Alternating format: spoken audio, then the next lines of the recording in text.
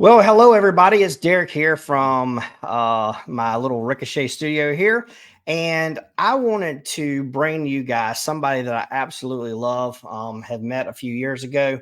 Love the guy as a person, as a father, as a business owner. I mean, it just can't say so much that possibly about him that just isn't good. I guess I could, but that would be stuff that like his probably wife might tell me. So all the stuff I know is good. So I wanted to bring him to you because he and I have had so many conversations about business, whether it be from investments all the way down to hiring. And within one of these first videos, I really wanted to bring him on, and I said, "Hey, Olu, would you come on the show and like kind of talk with me on our podcast?" And he said, "Absolutely." So without further ado, I'd like to bring on here my good friend Olu August. Hello, Olu. What's going on, man? That intro, I expected people like cheering and everything. I'm like, oh man, getting Yeah, me. for sure. I got a whole like cheering section. I could probably bring the audio up of people like actually, cheering for you and stuff. So Olu and I met at an event in Charleston years ago at a beach house where they did a mastermind, and we've been friends ever since. I met through my wife because of him owning Home Plus Pro cleaning services, just like her having Raleigh Cleaning Company. But sometimes they say birds of a feather flock together. And we just kind of have a lot of the mindsets of the same in business and life. And so we've kind of kept up together, and we're kind of on a path of restructuring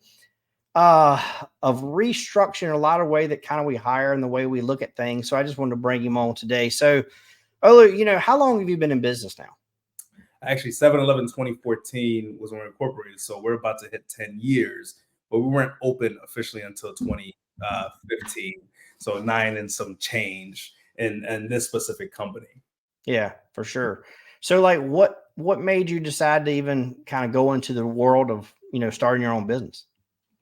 So I was always gonna own a business. Ever since I was younger, I knew I was gonna own a business. I still remember saying I'm going to own a business. I just don't know what yet. So it was just always ingrained in me from my earliest memories, and my whole environment was entrepreneurship to some degree. Where my father, he had a couple companies, they didn't do too well, but I still remember watching him own his own company, and he was much more happy when he was doing that. To my sister, she actually was a manager at Radio Shack, and I would go with her on the weekends and every day in the summertime. And that was like my foundation of sales. I would literally just try to sell people and buying those little zip zap cars and all these things. So I just always knew I was going to be a business owner one way or another. Yeah, for sure. I think some people are just born to be that way. I mean, and then struggle a lot of times within a traditional job itself. You know what I mean? Um, Absolutely.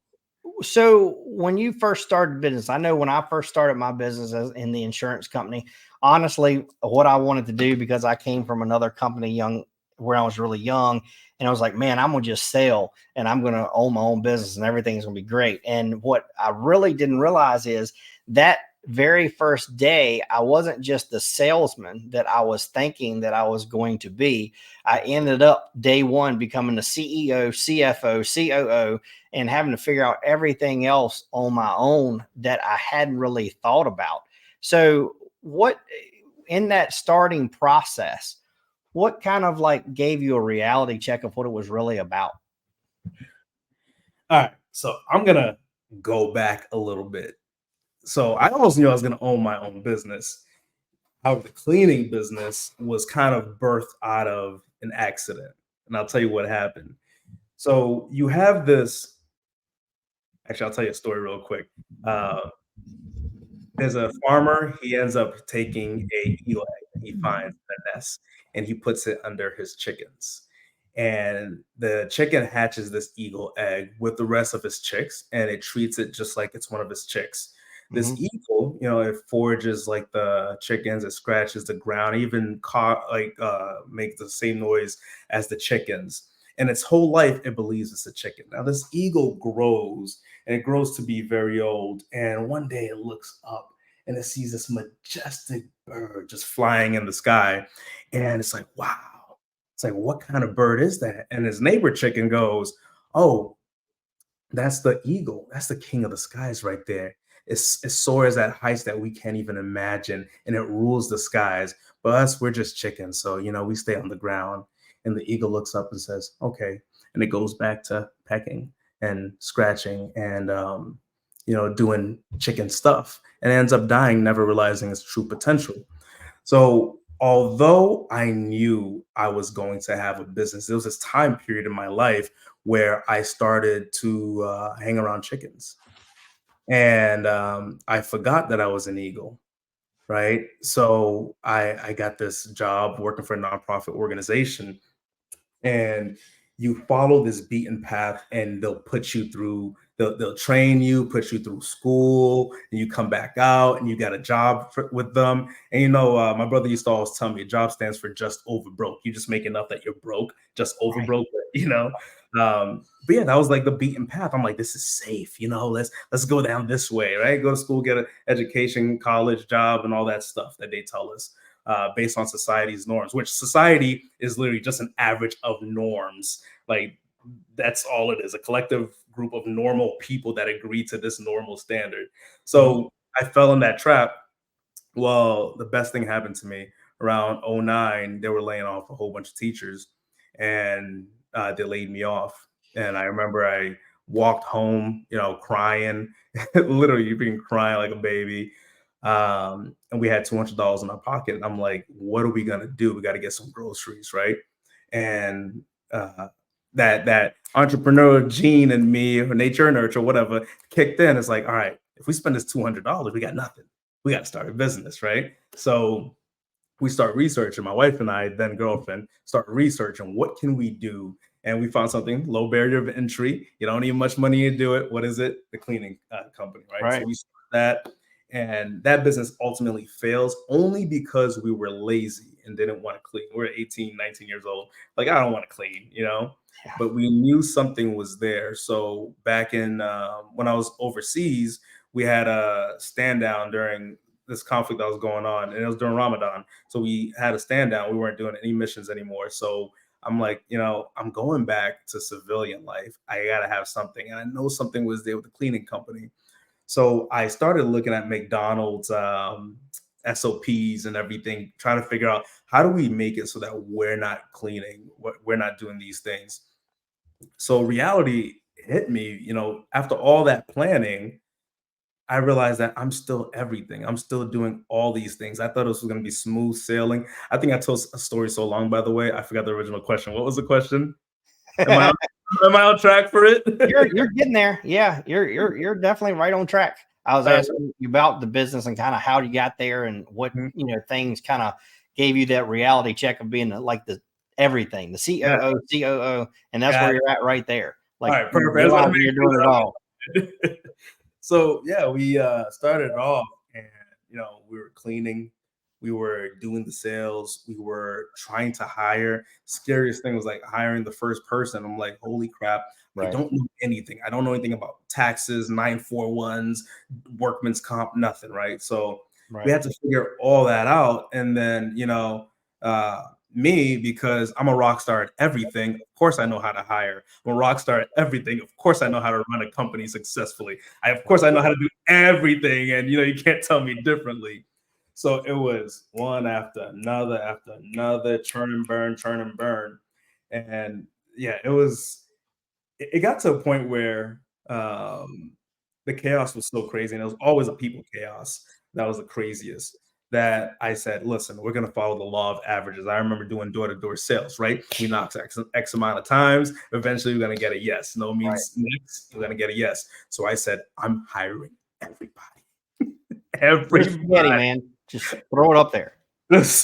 And then we'll sift through who works, who doesn't work. And that was our approach for years, man. And needless to say, we're going on 10 years, and we don't have an employee going on 10 years with us. Right, right. 9 or 8. Well, you know, so what do you think going through that you really learned with the spaghetti up against the wall Mhm. thought? What do you think was kind of your biggest takeaway from that? Man, it helped us. I will say this. It helped us when we had no other option. because we just needed a body to get to the next level. Sure. And but what I didn't realize is that in the long term, I was building a bigger beast that needed to be fed, and it was only so much you could do, right? We didn't have the hiring system right. We didn't have the culture, which is, I mean, culture is number one, but hiring, the way you onboard somebody has everything to do with culture as well. Right. So it did help us, but we were just creating a bigger monster, and we didn't realize that at the time. And the biggest one of the biggest struggles in business that I've found is that move on the chessboard that you don't know that you need to make. You don't know that you don't know this. Right. Right. That one costs so much. Yeah. That's all. That There's a move right now that I don't know, and there's a move right now that you don't know. Yeah, that's a question I often ask when, talking to someone. I'll end and say, "What should I be asking that I don't know?" What Mhm. question? Because what questions do you have? And a lot of times you don't know the information that you should know. And you're For like, sure. "I don't know." You know. You tell me what I should be asking if I'm missing something. Mhm. So in that hiring strategy, within throwing everything against the wall and it help you grow, and you of course had warm bodies and things like that. Um, what about the type of people? Did it range from like rock stars to I can't believe I hired this person? Let me I share this story a lot. Um, the people that I always thought was gonna work out never did. Huh. And through that spaghetti on the wall method, we hired some amazing people that I wouldn't have hired if I was like you saying, hey, let me be a little bit more selective based off of my opinion. Because we're only trying to hire people that we like, that are representative of us, right? Right. At the same time, I don't need a me in the cleaning field. I don't need me Right. who's a social butterfly and would rather talk to the client for an hour and not excuse ourselves to go clean, right? Um, but I still remember Rachel Rickards as her last name, probably one of the best team members that ever walked through my door. And had we had a better pay structure at the time, she probably would still be here. But she shouted at us years later and said that we were one of the best companies that she worked for, despite the pay. Uh, she walked through my office with purple hair, and this is me straight out of the military, right? So I'm like, what's going on here? Purple hair, a hoodie that is too big because it's probably her boyfriend's, right? And she was she was sweet, she was nice, but she didn't interview amazing. It wasn't like this amazing show, right? That I wanted to see. And I said, you know what? I'm gonna give this girl a chance. She wasn't a hard no for me. Um, but she would have been a no had I wasn't if I wasn't throwing spaghetti on the wall, right? And she ended up working out. But there's been some people that with that method that it was like, what did you just do, dude? Like, Yeah. How do you find that's a great point. How do you find it for you? Not in general and everybody, but you like didn't have a great personality, wasn't very talkative and things like that. And you said you were a social butterfly, and everybody kind of seeing this already realizes personality and stuff. How difficult for you is it to talk to someone that could be a great fit, mhm. but yet you're like it doesn't check any of Olu's boxes because Paint they're drying not like you. wall, paint drying on the wall is how I can explain it. I've been in interviews before where I'm just like, I'm gonna dose off this person. It's just so freaking boring, right? Right. And they turn out to be great, great people. So when somebody's not conversing the way I would, although I can have the conversation, it's just more of a challenge to interview that person. Sure. And when we did realize that, we started doing tandem interviews. So I had somebody else that could, see what I don't see and everything. But the Right. problem is the second person that was helping me had a similar personality. So we were both looking for the same thing. We were looking for us. Yeah. So Right. Right. And I can tell you that's been a struggle for me because you talked about structure Mhm. coming out of the military, right? Military is very structured, and you coming out of having a very structured past, with someone that isn't as structured, how did that work for you? I mean, when you first started the business, did you think, well, I'm going to tell them ABC, and well, ABC is going to be done proficiently, and I'm not going to have to follow up? Did that kind of have to change over time? It did. It did. I knew, going in that it couldn't be, hey, I'm gonna tell you this and it's going to be done, period. So we immediately put in checks and balances. I knew it wasn't gonna be one of those things. I didn't have that idea. So we had where we were doing inspections and things like that, having to hand hold somebody who should ideally be doing the thing that they're being paid for. Right. Uh, so we did, like, it's like the whole inspect what you expect kind of thing. So we had that structure in place. Although, I mean, it Hey, was, that's a nugget right there, man. Inspect what you expect. That's yeah, good right there. yeah. That's awesome. Keep going. Yeah, so we would check them and everything. My biggest thing was helping people to see themselves in the vision. And Hmm. I knew if I can get people that bought into the vision, that understood where we were going, then they would work equally as hard or just hard to help the company achieve the vision that we were trying to go towards, because they could see themselves in it. So that's the approach I took. We had the inspections, but we were more so worried about, hey, who are the people that are bought into the vision that should be on the boat? Hmm. Let's nurture that. Who are the people that don't have a buy-in? Let's get rid of them. I don't care how good they clean. Right. Right. Yeah, because culture is so much of being on board. It can be toxic, even though it's fantastic, but Absolutely. yet just can take you out. We've seen that over the last years. I've had kind of my same deals with that.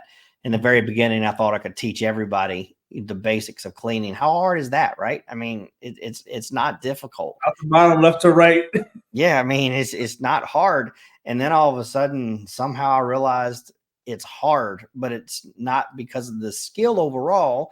It's because of, the buy-in or the want behind it. And that was harder for me to realize in the very beginning. And I've gone through, hired a lot of people. Of course, as we know, in the tenure of cleaning companies, it's a shorter tenure. So you're kind of constantly hiring and going through those things, but trying to figure that out was quite eye opening, to be quite honest. And that's kind of where we are right now. So I would ask, with all you've learned in the past, through hiring, through every single thing, what would you do if you started all over again? Remove the human. It was always flawed because we had the human element. Right. That's the biggest bottleneck. And not only in the hiring process, in so many things. If you can, it's automate, delegate, eliminate, or ADE. So if we could just remove that human element that has these preconceived biases that we're not even aware of, Right. right?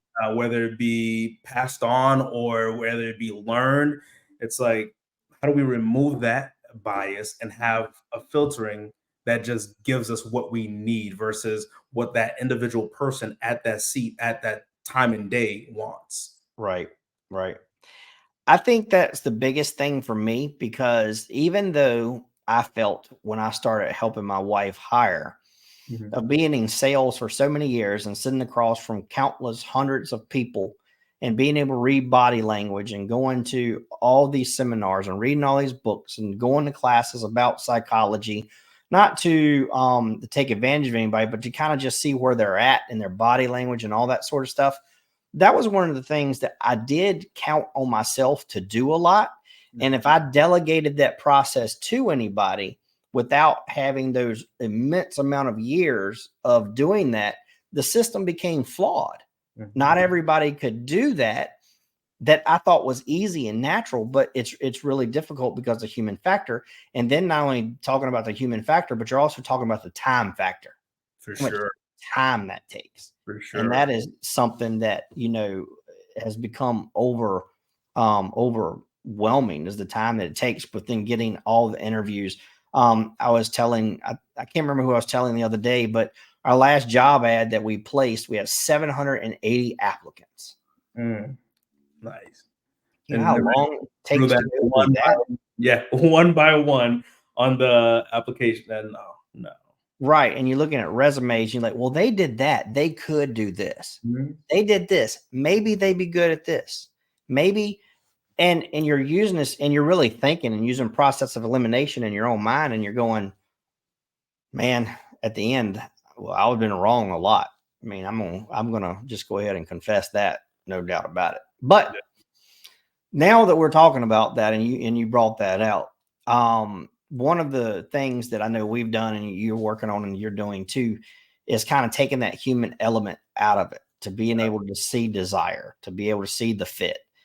Have you had any surprises like the purple haired girl so far of looking at it and go, I never would have thought this fit, but now see it fits. So I was saying this. We have removed as much of the human element as we can at this moment. However, the problem is I'm not the one there Right. interacting. So it's hard for me to answer that question because I think we have about 10 team members that I still haven't met yet.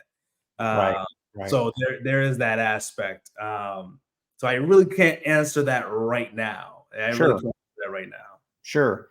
Well, I can tell you within going throughout the process of going from that automation tool, like I said, over 700 people applied. Only of that 700 people, we got down to 20 something individuals who kind Nice. of passed the background and all using automation to For get sure. down to 20 something, to then they have to basically work themselves through to get to an interview, to sit in front of us, just like, I are talking on Zoom, and we go from 20 to essentially 9 and then hire 6. Yeah. Well, how long would that have took me if I went through 700 and something people? And would Right. I ever have actually had the tenacity to get to the right 6 people? Mm-hmm. Or would I have got tired and said, they'll work? Let's do some quick math real quick, right? All right, let's say it takes 2 minutes per applicant, right? And we're gonna Right. call it 500 applicants that you went through, right? Sure. So divided by 2. So we can go through 30 applicants. That was simple math. I don't know why it took forever to do that. All right, let's go through 30 applicants an hour. Okay. Sorry. 30 applicants an hour. Right? You said 500. We said 500. We're gonna use it as a number. Yeah, you can use 500. Okay. So 16.66 hours, right? Just for that. And let's say, even if you're paying somebody, what the average right now, I mean, over here, a low end for admin person is $20 per hour, Sure. right? So I'm paying somebody $333.33 just to get me potentially just to look at that, not even to get them, not to call them and get them in, right? Let's add another 3 minutes to do that, not to sit down with them and talk to them and all of that. So it's just a waste of money. It's just a complete waste of money. But the truth is, most people, especially in smaller businesses, it's the freaking owner doing that. Right.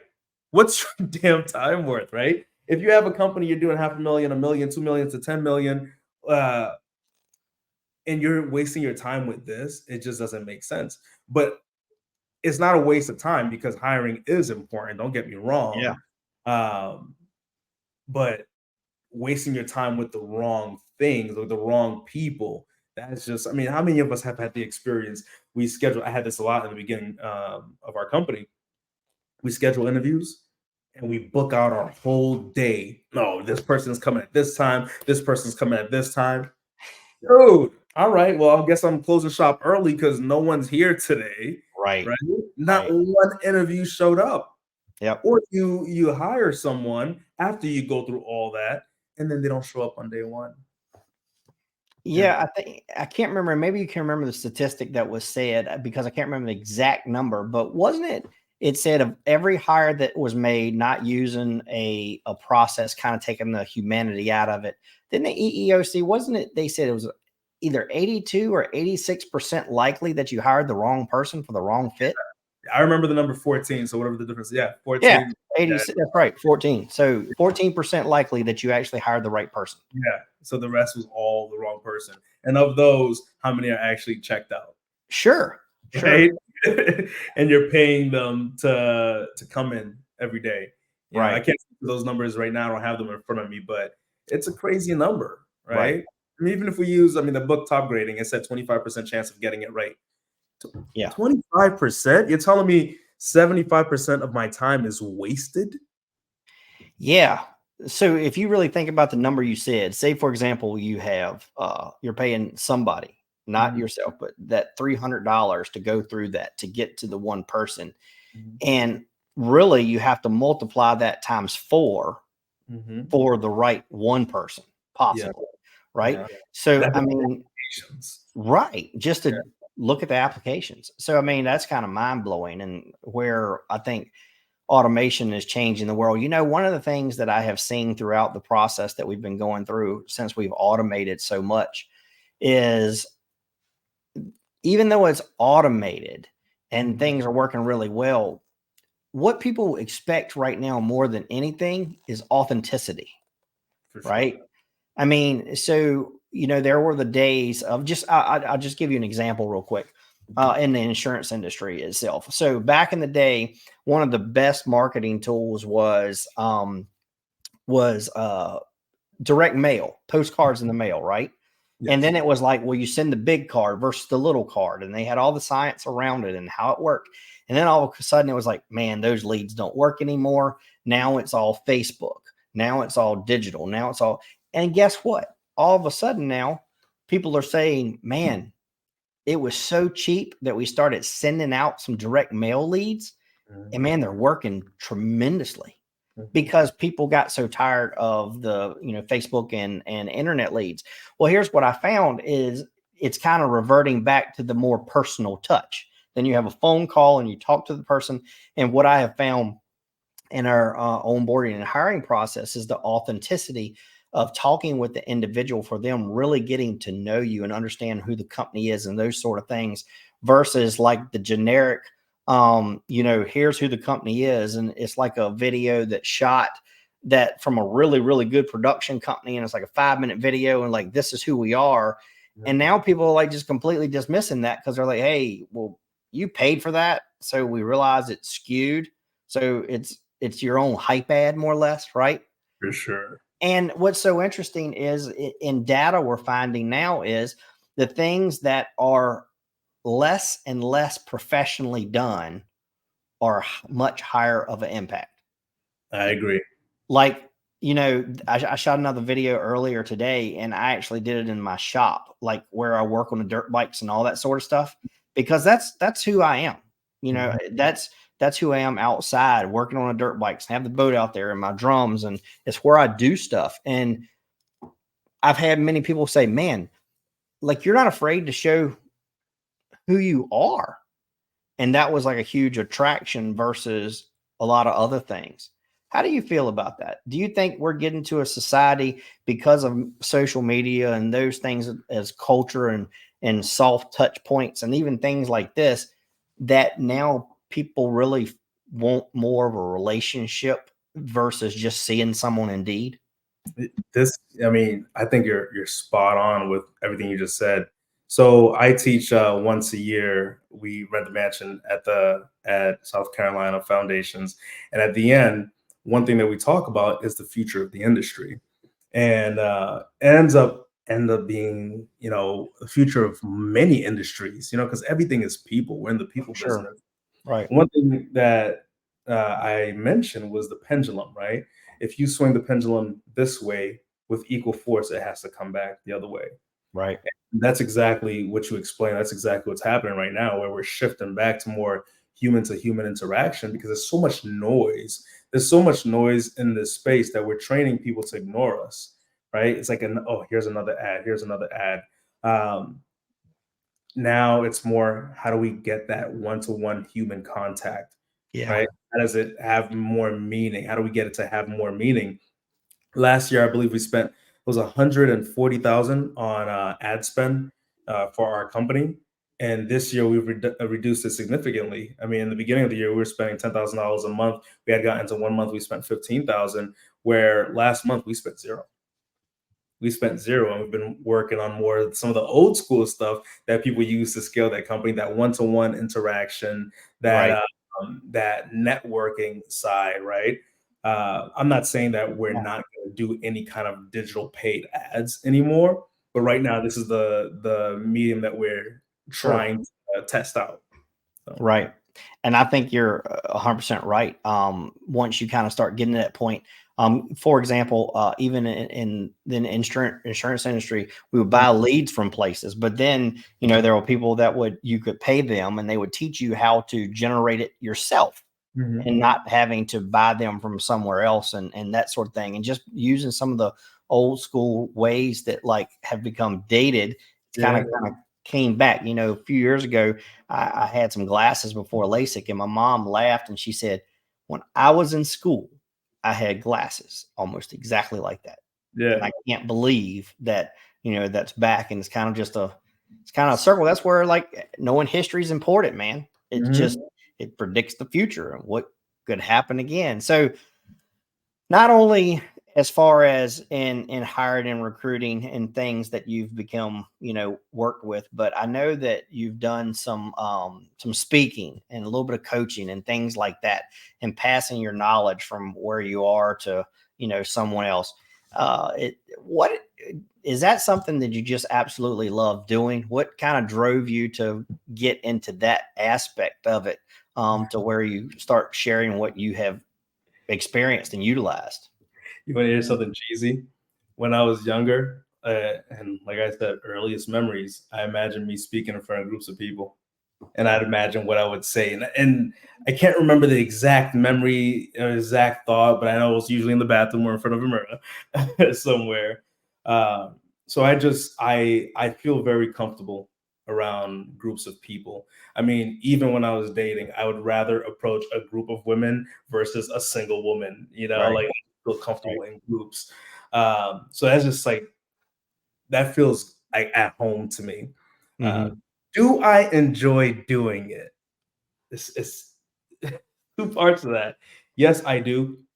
I enjoy sharing with people. I enjoy giving knowledge. I enjoy watching other people grow. I mean, I have one of my competitors right now. We're throwing them so many leads, right? I tried to have dinner with another competitor, but she wouldn't even take the dinner. It was like a group of us trying to, how do we collaborate? But Right. because mindset is nobody's really that nice, that's going to help me grow.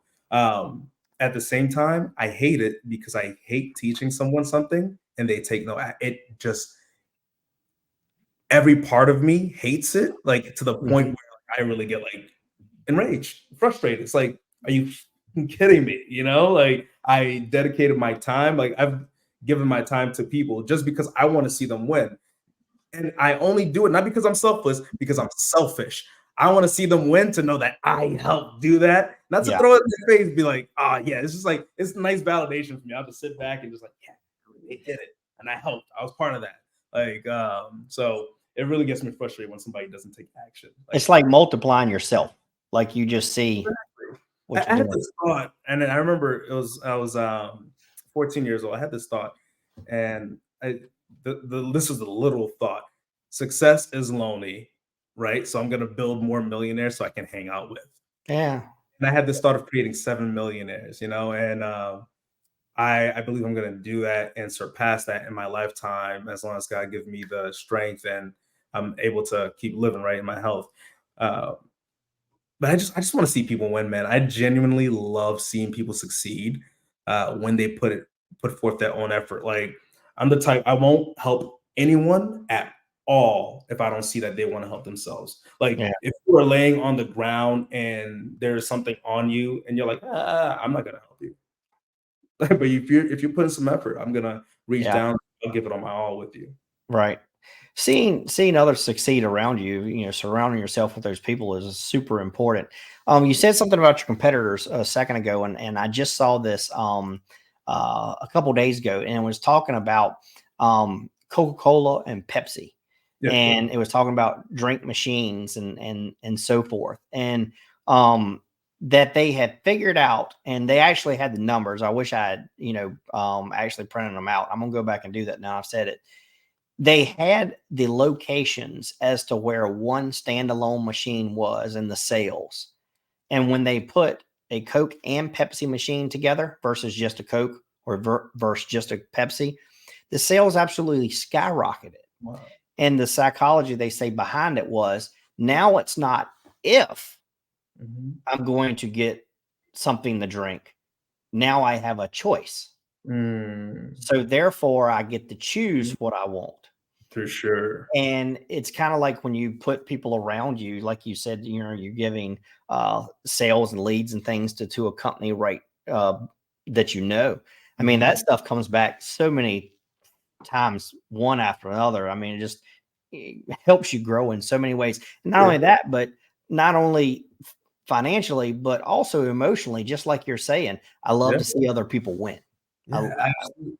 And love if we're all better, dude, like, you know, if you exist in the same ecosystem as another person and they're not advancing, the whole environment suffers because of that.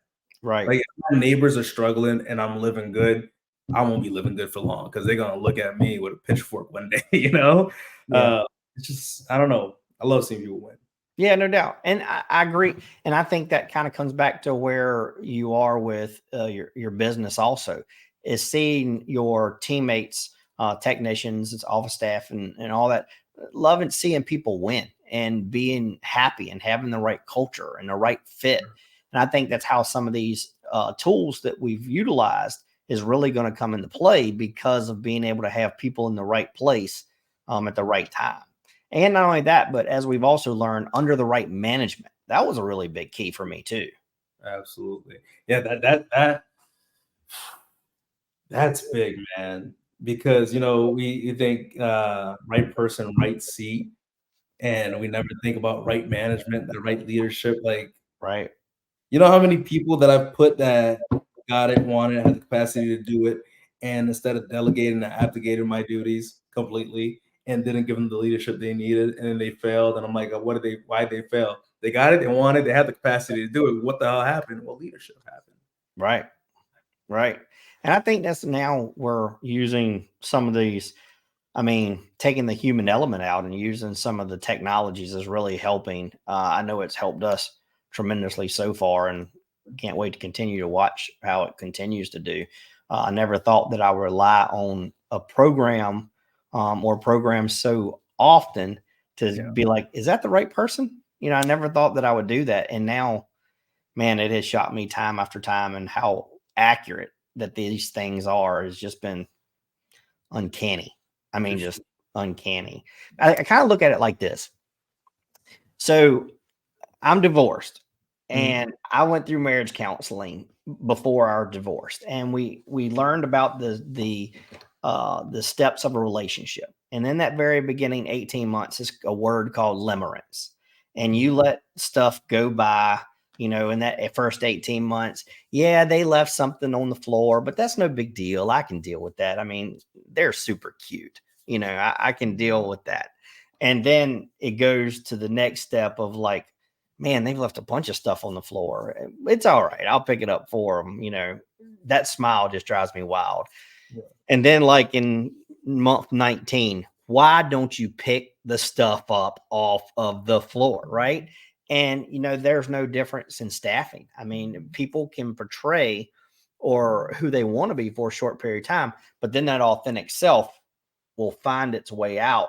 And unfortunately, what we're gauging that employee interaction from is from an interview mhm. that's anywhere from 15 minutes to an hour long. And that's what traditionally we have based it all on. And how in the world does that make any sense? It's a 1 hour sales pitch on themselves, and they're hoping Right. that you buy it. That's Right. all. Yeah. Yeah. And so, it's kind of cool how things are changing. So, what's next for you? Like, what do you see is next for Olu? That's a good question, man. I've been stuck, I'd say, for at least 6 months in this question, mainly because there's this book by Felix Dennis, How to Get Rich. I'm gonna plug the book, probably the best book on finances and building wealth I've ever read in my life. Cheesy title, but great book. But the whole beginning of the book, it's predicated on him trying to convince you that you don't want to be rich and the sacrifices that you're gonna have to make. And when he talks about rich, he's talking about the equivalent of $50 million in net worth. He considers like if you're $1 to $4 million in net worth, you're comfortably poor, right? And then you got to adjust that for inflation from the time he wrote the book back in 07. And I've gotten to a point where I have all I need and some, and I don't have many wants. So now I'm at a place where I feel like I need to create wants to pursue. Right. There's this part of me that feels like that knows I'm gonna be I'm capable of way more and I have a lot more to give. And this part of me is like, you know, you don't need to do all this. I just don't want to get to a point in my life where, or at the end of my life, I meet Les Brown talked about this. You meet you, right? At the end Right. of Yeah. at the gates, and you want to be as close to that person. You will never be that person. You will never be that person, but you want to be as close to that person that you had the potential to be with all the gifts and talents that was bestowed on you. You want to be as Right. close to the person versus on the polar opposite. So I'm still trying to identify what's important to me, man. Yeah. And I know that level of financial success takes a lot of sacrifice. And the question is, am I willing to make the sacrifice? The other question is, am I disciplined and motivated enough to make the sacrifice? Because it's hard to push when you're comfortable, Yeah. Right. Right. Because that's what's next for me, man. Trying to figure it out, and I've been on this roller coaster, reading and yeah, I feel like I'm creating goals for the sake of having a goal Just to that do it. Yeah. yeah, so I'm right there. I completely understand. I really do. Well, look, man, I thank you so much for taking your time out to come hang out with us for a little bit, talking about pleasure. hiring, talking about your business, talking about all that good stuff. I mean, you are an inspiration to me. Every time we talk together, every time I see you, I go away having a little bit more fire under me. So I appreciate that. And I really appreciate that for all the people you're doing that for, because I know that is absolutely, just huge to them. So keep doing that, man. Don't stop. And anytime you want to come back, you just let us know, man. Absolutely. I got to come back and go to that restaurant that gave me the complimentary veteran wine because Yeah, that's right. when I checked in to the airport, I had a bag I was gonna check in. Good thing it was carry-on size. Somebody told me they were in line for 2 hours, and there was like 5 people ahead of us, and Wow. only 2 people working. We don't know what was going on. I said, I'm not missing my flight. Had to take the bottle out, put it right into the trash barrel, man, in case anybody wanted it. I never got to drink it. So when I come down to NC, we're gonna have to hit that place up again. That was the Angus Barn for anybody Thanks. who's listening. Yeah, the Angus Barn, fantastic place. So yeah, come on back and we'll set the world on fire, man. All right, brother. I appreciate you. Thanks for Thank you, having me. man. Have a good one. So I hope you guys just absolutely enjoyed having Olu with us.